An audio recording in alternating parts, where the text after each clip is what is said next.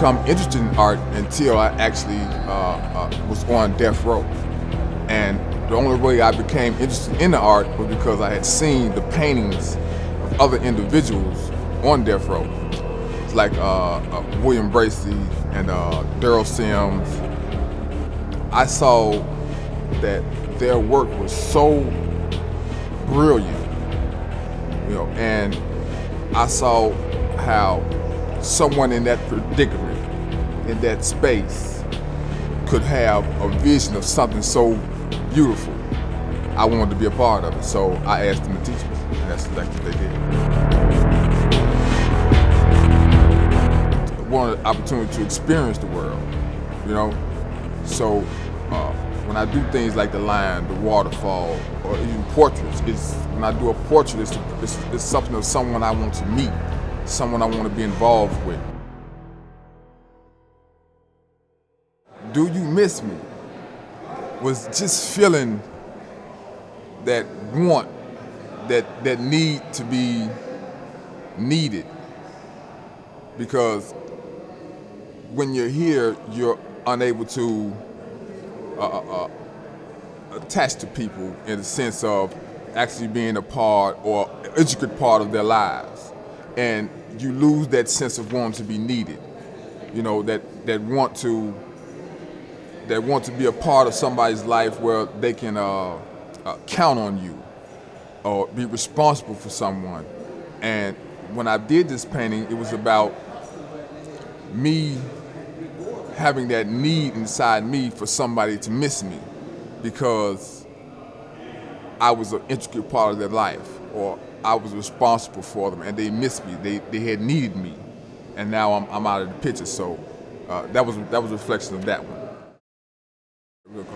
Blues was about an expression of truly having the blues. In this painting, I was expressing how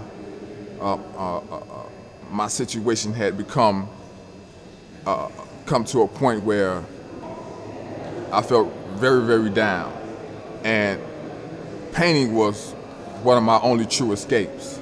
Situations that were occurring with me as far as appeals being denied and friends tapering away, I fell into a state of depression. And one of the things that was actually able to bring me out was my artwork. African Queen was just an expectation of what I was seeking. You know, it was an expectation of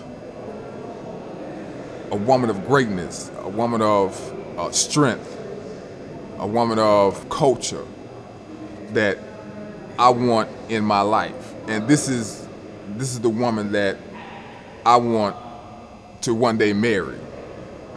You know, it's a woman of all around beauty.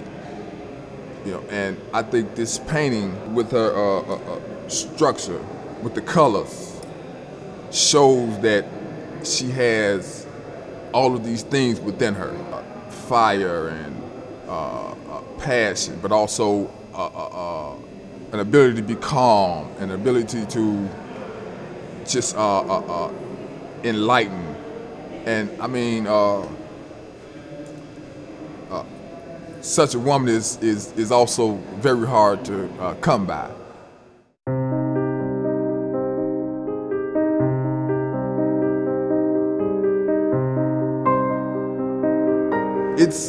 It's amazing that in such a place that you can find such a beautiful thing. And for me, at 21, I came on to the most horrific place in my life, which was death row, on my 21st birthday. And at that point, it was one of the saddest points in my life. But also at that point, I found something that I could be passionate about, something that can actually bring me a sense of extreme joy in painting, in artwork, in seeing beauty and being able to actually create beauty. in behind walls of just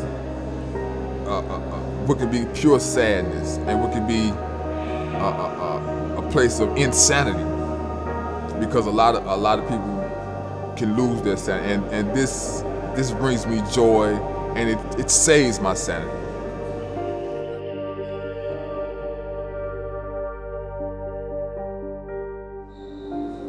It's like another universe where we're not only able to explore, but we're able to express ourselves within a little how can I say, little area. You could express so much if you're able to get the detailed paintbrushes.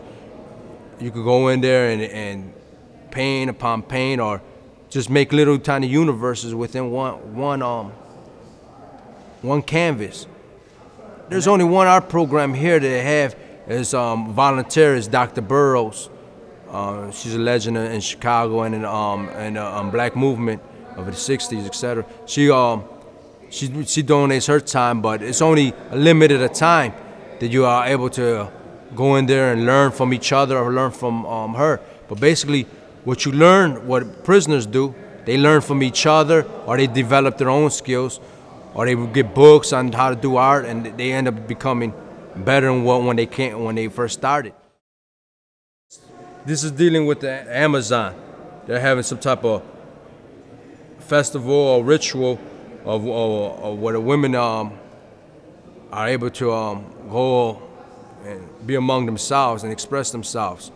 And here in the Americas, it's hard to find any indigenous people where they're able to be free, or who they originally were. This is dealing with the Navajos. I got this from a Vibe magazine back in '96, and the picture meant so much to me. Why? Because here the Navajos started to get involved in gangs, and it's sad to see that here these people, the indigenous people, were such a great background, royalty, and now they're stuck in the mires of American urban life. I had labeled this Never Again, even though it happened all over the world, from the Sudan to Chiapas, Mexico, Colombian rainforest, etc. That these are our children. Adolf Hitler and people like him, they have no idea of what ideology, the consequence of ideology. They put people through such hardships, such pains, where a person thought they could eradicate a whole ethnic group because of some propaganda, or because of some lie that's been embedded into people's consciousness. And so to me, this is gonna always stick with me, that not only has it happened to Jewish people and people all over the world, but the world stood silent while this went on. We as human beings inside the prison system, not to be forgotten, but that we are creative people that need not only redemption, but when they're released outside into the prison, then they're able to give back to society, not only what they might have took, but what others are taking, and we're able to give back. Because we look at it now, all the jobs are going overseas. These people who are incarcerated are gonna have nothing to give back to society, because their skills are gonna be obsolete.